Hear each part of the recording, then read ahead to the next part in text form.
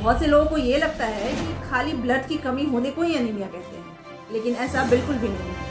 Anaemia इससे कहीं आप किसी कंफ्यूजन में बिल्कुल भी न रहें कि मेल्स में ये प्रॉब्लम नहीं हो सकती है, क्योंकि आज के टाइम में मेल्स भी एनीमिक होते हैं।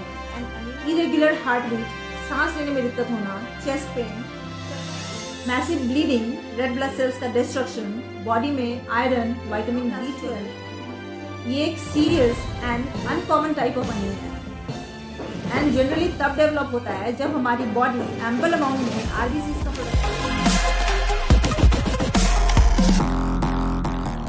गाजर खाया करो, शरीर में खून की कमी नहीं होगी। आपने अक्सर अपने घर के बड़ों को ऐसा कहते हुए सुना होगा। बचपन से ही बॉडी में ब्लड के लेवल को बढ़ाने पे खासा जोर दिया जाता है, क्योंकि अगर शरीर में खून की कमी हो गई तो अनीमिया होने का खतरा बढ़ जाता है। बहुत से लोगों को ये लगता है कि खाली ब्लड की कमी होने को ही अनीमिया कहते हैं, लेकिन ऐसा बिल्कुल भी नहीं है। अनीमिया इससे कहीं ज्यादा है। तो आज के इस वीडियो में हम बात करेंगे अनीमिया के बारे में डिटेल में, जानेंगे अनीमिया क्या है, इसके होने के कारण क्या है, साथ ही इसके सिम्टम्स, बचाव के तरीके एंड वीडियो के एंड में मैं आपके साथ शेयर करूंगी अनीमिया के होम्योपैथिक ट्रीटमेंट के बारे में। तो वीडियो को एंड तक देखें, बिल्कुल भी स्किप ना करें। नमस्ते, मैं डॉक्टर रागिनी और आप देख रहे हैं आपका अपना हेल्थ चैनल द क्यूरोपैथ। अगर आप मुझे पहली बार देख रहे हैं तो फटाफट से जाकर चैनल को सब्सक्राइब कर लें, साथ में लगे बेल आइकॉन को प्रेस कर लें एंड नोटिफिकेशन को ऑल पे सेट करना बिल्कुल भी ना भूलें, सो दैट कोई भी हेल्थ अपडेट आपसे मिस ना हो। एंड अगर आप ऑलरेडी द क्यूरोपैथ फैमिली का हिस्सा हैं तो आपको बहुत बहुत धन्यवाद, thank you so much. And अब अपने मेन टॉपिक की तरफ चलते हैं। अनीमिया एक ब्लड रिलेटेड डिसऑर्डर है, जिसे हम आम बोलचाल की भाषा में खून की कमी या हीमोग्लोबिन की कमी होना भी कहते हैं। अनीमिया काफी कॉमन कंडीशन है एंड ज्यादातर फीमेल्स को इफेक्ट करती है, बट आप किसी कंफ्यूजन में बिल्कुल भी न रहें कि मेल्स में ये प्रॉब्लम नहीं हो सकती है, क्योंकि आज के टाइम में मेल्स भी एनीमिक होते हैं एंड अनीमिया आज के डेट में मेल्स में बहुत तेजी से बढ़ने वाली प्रॉब्लम हो गई है। अनीमिया एक ऐसी कंडीशन है जिसमें बॉडी के टिश्यूज तक ऑक्सीजन कैरी करने वाले हेल्दी ब्लड सेल्स की डिफिशियंसी हो जाती है।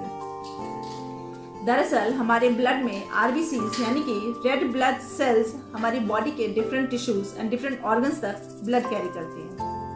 अगर हमारी बॉडी में आरबीसी की डिफिशियंसी हो जाती है तो this leads to deficiency of oxygen in our body and ultimately blood formation में भी प्रॉब्लम जाती है। सो इसी कंडीशन को हम अनीमिया कहते हैं या फिर खून की कमी कहते हैं। सिम्टम्स की बात करें अगर, तो अनीमिया के सिम्टम्स उसके कॉज एंड सिवियरिटी पर डिपेंड करते हैं। अनीमिया कारणों के आधार पर हमारी बॉडी में कुछ सिम्टम्स शो करता है, जैसे कि बहुत ज्यादा थकान महसूस होना, लैक ऑफ एनर्जी एंड बहुत ज्यादा वीक फील करता है पेशेंट, स्किन पेल नजर आती है या फिर स्किन पे पेल स्पॉट्स नजर आ सकते हैं, इरेगुलर हार्ट बीट, सांस लेने में दिक्कत होना, चेस्ट पेन, चक्कर आना, हाथ पैर बिल्कुल ठंडे रहते हैं पेशेंट के, सर दर्द होना। स्टार्टिंग में अनीमिया के सिम्टम्स काफी माइल्ड होते हैं, जिसकी वजह से अनीमिया डायग्नोस नहीं हो पाता, लेकिन धीरे धीरे जैसे अनीमिया एडवांस होता है इसके सिम्टम्स भी सीवियर होने लगते हैं। कई बार अनीमिया कुछ ऐसी हेल्थ कंडीशन की वजह से डेवलप होता है जो कि बाय बर्थ होती है एंड कई बार आफ्टर बर्थ डेवलप हुई हेल्थ कंडीशन की वजह से भी अनीमिया हो सकता है। अनीमिया तब होता है जब हमारी बॉडी में red blood cells ample amount में नहीं होते हैं। ये दो कंडीशंस में हो सकता है, या तो फिर हमारी बॉडी में रेड ब्लड सेल्स का फॉर्मेशन कम हो रहा हो या फिर रेड ब्लड सेल्स का डिस्ट्रक्शन या लॉस ज्यादा हो रहा हो बॉडी से। Massive bleeding, red blood cells का डिस्ट्रक्शन, बॉडी में iron, vitamin B12 and folic acid की डेफिशिएंसी होने की कंडीशन में भी अनीमिया डेवलप हो सकता है। आयरन रिच फूड कंज्यूम नहीं करना आफ्टर मलेरिया, क्योंकि मलेरिया में रेड ब्लड सेल्स का डिस्ट्रक्शन होता है। ब्लड लॉस होना, जैसे कि कोई एक्सीडेंट, इंजरी, सर्जरी, स्टूल से ब्लड आना, ब्लड की वोमिटिंग होना, पेप्टिक अल्सर या फ्रीक्वेंट प्रेगनेंसीज के केस में भी अनीमिया डेवलप हो सकता है। Depending on the cause anaemia कई तरह का हो सकता है, जैसे कि number 1 iron deficiency anaemia. Iron की डेफिशिएंसी से होने वाला अनीमिया सबसे कॉमन टाइप है। जैसा कि आप सबको पता है कि आरबीसीज के फॉर्मेशन में आयरन सबसे इंपॉर्टेंट कंपोनेंट होता है। एंड सो आयरन की डिफिशियंसी होने पे एनीमिया डेवलप होने की पॉसिबिलिटी बहुत हाई रहती है। Number 2 is vitamin deficiency anaemia. ये second most common type of anaemia है। Vitamin B9 and vitamin B12 RBC के फॉर्मेशन एंड डेवलपमेंट के लिए जरूरी होते हैं। एंड ये एनीमिया तब डेवलप होता है जब हमारी बॉडी में इन विटामिन की डेफिशिएंसी हो। Number 3 is aplastic anaemia. ये एक serious and uncommon type of anaemia है एंड जनरली तब डेवलप होता है जब हमारी बॉडी एम्पल अमाउंट में आरबीसीज का प्रोडक्शन नहीं कर पाती है। जनरली किसी इन्फेक्शन, ऑटो इम्यून डिजीज या कुछ मेडिसिन की वजह से इस टाइप का एनीमिया डेवलप हो सकता है। Number 4 is haemolytic anaemia. ये एक हेरिडिटरी कंडीशन होती है एंड जैसा कि नाम से आपको पता चल रहा है, हीमोलाइसिस। हीमोलाइसिस में heme stands for RBC and lysis for destruction या फिर रप्चर। जनरली आरबीसी का लाइफ स्पैन 120 डेज का होता है। तो इस टाइप का एनीमिया तब डेवलप होता है जब अपना लाइफ साइकिल या फिर लाइफ स्पैन कंप्लीट करके डिस्ट्रॉय होने वाले या फिर रप्चर होने वाले आरबीसीज का नंबर बहुत ज्यादा हो as compare to newly formed RBCs. And number 5 is sickle cell anaemia. ये भी एक हेरिडिटरी कंडीशन है एंड जनरली आरबीसी के सेल्स को इफेक्ट करता है। यूजुअली आरबीसीज राउंड शेप के होते हैं एंड फ्लेक्सिबल होते हैं सो दैट कि ये ब्लड वेसल से इजीली पास हो जाए। लेकिन जब सिकल सेल एनीमिया डेवलप होता है तो कुछ आरबीसीज अपना शेप चेंज करके सिकल शेप्ड हो जाते हैं या फिर हाफ मून शेप्ड हो जाते हैं। साथ ही ये रिजिड एंड स्टिकी हो जाते हैं जिसकी वजह से ब्लड फ्लो इंटरप्ट होता है या फिर स्लो हो जाता है। प्रिवेंशन की बात कर लेते हैं। सबसे पहले तो आयरन रिच फूड कंज्यूम करें, वैसे फूड आइटम्स जो कि रिच इन आयरन हो। देन एनीमिया का कॉज फाइंड आउट करें एंड उसका ट्रीटमेंट कराएं। लाइक इफ अगर पैरासिटिक इन्फेक्शन यानी कि मलेरिया की वजह से है, पेप्टिक अल्सर की वजह से है, स्टूल में ऑक्लट ब्लड है उसकी वजह से है, तो वो कॉज फाइंड आउट करा के उसका ट्रीटमेंट कराएं। देन फ्रीक्वेंट प्रेगनेंसीज अवॉइड करें। 2 कंसेक्यूटिव प्रेगनेंसी के बीच में कम से कम 3 इयर्स का गैप रखें। Vitamin B9 and vitamin B12 की डेफिशिएंसी नहीं होने दे बॉडी में, इसके लिए आप वैसे फूड आइटम्स कंज्यूम करें जो कि rich in vitamin B9 and vitamin B12 हो। अगर आप vitamin B9 and vitamin B12 के सोर्सेज के बारे में जानना चाहते हैं तो मैंने ऑलरेडी इन दोनों भी टॉपिक्स पे वीडियो बना रखा है, आप चैनल में जाके उसे देख सकते हैं। अब बात करते हैं एनीमिया के होम्योपैथिक ट्रीटमेंट की। तो कई सारी स्टडीज एंड रिसर्चेज में पाया गया है कि एनीमिया के कारणों को ट्रीट करने में होम्योपैथिक मेडिसिन काफी इफेक्टिव है। अलग अलग कारणों से होने वाली एनीमिया को ठीक करने के लिए होम्योपैथी में कई सारी मेडिसिन हैं। तो आइए जानते हैं उन्हीं में से कुछ मेडिसिन के बारे में। एंड जो हमारी आज की पहली मेडिसिन है वो है फेरामेटालिकम।